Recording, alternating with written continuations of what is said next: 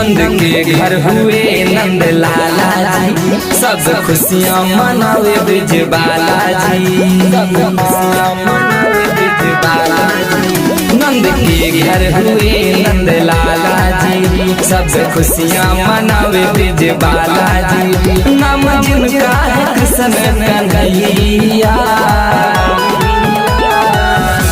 जन्म दिया देव की मैया, गोकुल में बाजे बधैया। जन्म दिया देव की मैया, गोकुल में बाजे बधैया।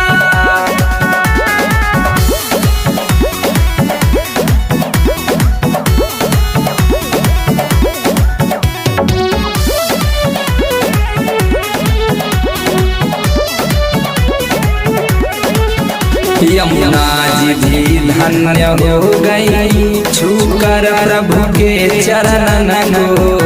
लेकर वसुदेव चले हैं अपने प्यारे से ललन को,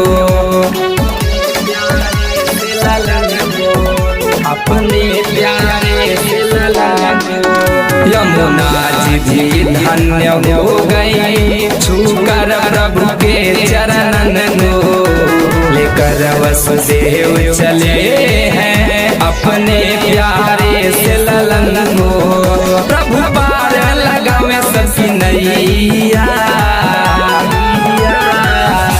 जन्म दिया देव की मैया, गोकुल में बाजे बधैया।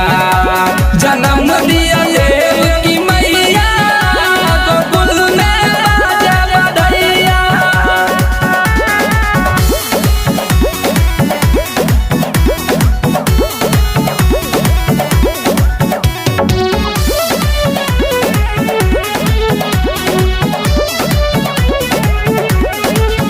ब्रिज में आते गिरधर के, धन्य हो गई पृथ्वी सारी।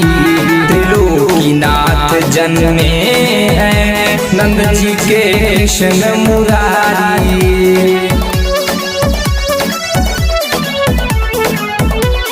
कृष्ण मुरारी।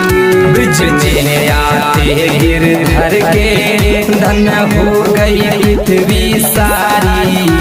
त्रिलोकीनाथ जन्मे हैं नंद जी के कृष्ण मुरारी। सारी नगरी मनावे हर सैया, जन्म दिया देव की मैया, गोकुल में बाजे बधैया। जन्म दिया